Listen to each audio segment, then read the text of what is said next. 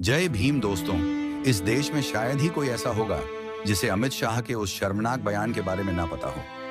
हम सब जानते हैं कि उस दिन संसद में अमित शाह ने जो कुछ भी कहा वह काफी हैरान कर देने वाला था।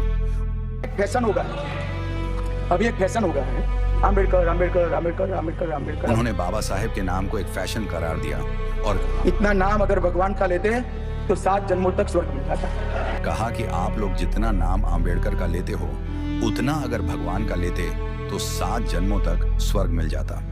अमित शाह के इस बयान के बाद देश के दलित, शोषित, पीड़ित बहुजन समाज के लोगों में आक्रोश की भावना है। विपक्ष के नेताओं ने इस पर प्रतिक्रिया देते हुए संसद के बाहर जमकर विरोध प्रदर्शन किया और भाजपा को संविधान विरोधी करार दिया और कहा अमित शाह बाबा साहब के किए हुए अपमान के लिए माफी मांगे और पद से इस्तीफा दें। यह घटना को पुरानी होने से पहले ही एक और घटना हुई। दोस्तों, अगर आप हमारे चैनल पर नए हैं तो कृपया चैनल को सब्सक्राइब करके बेल आइकॉन प्रेस जरूर कीजिएगा ताकि नई वीडियो आपके पास जल्द से जल्द पहुंच जाए। कुमार विश्वास हिंदी कविता जगत का एक चमकता सितारा है। अपनी हास्य व्यंग्य से भरपूर कविताओं और भावुक शायरी के लिए जाने जाते हैं। वे एक ऐसे कवि हैं जिन्होंने अपनी कविताओं के माध्यम से काफी लोकप्रिय हुए हैं। कुमार विश्वास देश के विभिन्न हिस्सों में कवि सम्मेलन करते हैं। उनके कवि सम्मेलन में हजारों लोग शामिल होते हैं। कवि कुमार विश्वास, जो अक्सर अपनी कविताओं और विचारों के लिए सुर्खियों में रहते हैं, इस बार अपने एक विवादित बयान की वजह से आलोचनाओं का सामना कर रहे हैं। हाल ही में कुमार विश्वास ने एक सार्वजनिक मंच पर जो कहा, उसने राजनीतिक और सामाजिक हलकों में हलचल सी मचा दी है। उत्तर प्रदेश की राजधानी लखनऊ में 25 दिसंबर को अटल गीत गंगा कार्यक्रम हुआ, जिसमें हिंदी कवि कुमार विश्वास भी पहुंचे थे। कार्यक्रम में सीएम योगी आदित्यनाथ और केंद्रीय रक्षा मंत्री राजनाथ सिंह भी मौजूद थे। कुमार विश्वास ने एक बार फिर से रामायण और महाभारत को लेकर बयान दिया।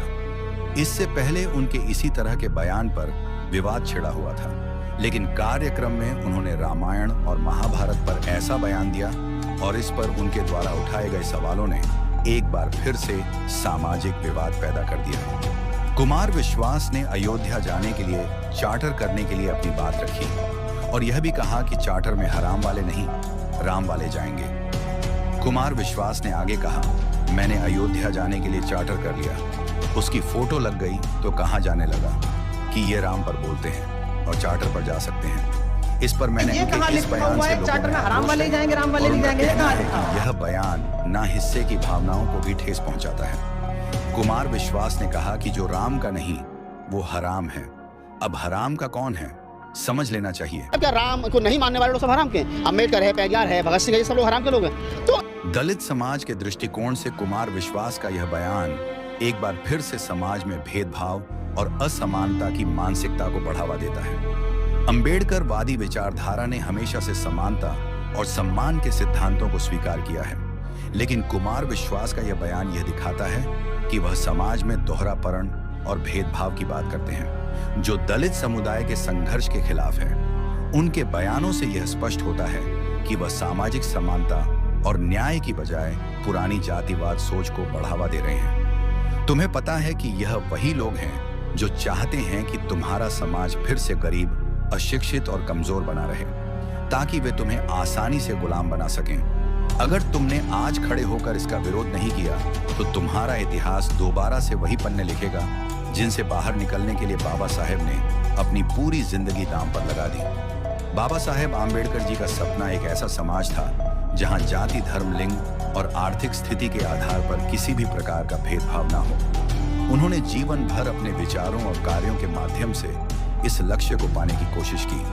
उन्होंने कहा था, मैं एक ऐसा धर्म चाहता हूं जो समानता, स्वतंत्रता और बंधुत्व सिखाए। उनकी यह सोच आज भी समाज के लिए प्रेरणा है। बाबा साहेब आम्बेडकर जी द्वारा स्थापित समानता के सिद्धांत आज भी प्रासंगिक हैं। हालांकि समाज ने काफी प्रगति की है, लेकिन जातिगत भेदभाव, लैंगिक असमानता और सामाजिक अन्याय जैसी समस्याएं अभी भी मौजूद हैं।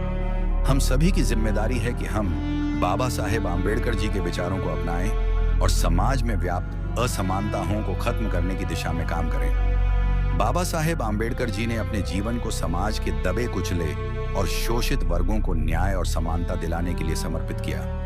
उन्होंने शिक्षा, संघर्ष और नेतृत्व के माध्यम से यह साबित किया कि एक व्यक्ति भी समाज को बदल सकता है। उनका योगदान न केवल भारत के संविधान तक सीमित है, बल्कि उन्होंने हमें एक ऐसा दृष्टिकोण दिया है जो समाज को बेहतर और न्यायपूर्ण बना सकता है। हमें उनके दिखाए मार्ग पर चलकर उनके सपनों को साकार करना होगा। अगर आप एक सच्चे अम्बेडकरवादी हैं और अपने समाज को बदलने की ताकत रखते हैं, तो वीडियो को लाइक करके चैनल को सब्सक्राइब जरूर कीजिएगा और बाबा साहेब का सपना पूरा करने में अपना योगदान दीजिए। और आप कमेंट में जय भीम लिखकर अपना नाम लिख दीजिएगा, ताकि हमें पता चले कि हमारे भाई बहन हमारे मिशन में साथ हैं। मिलते हैं किसी और वीडियो में।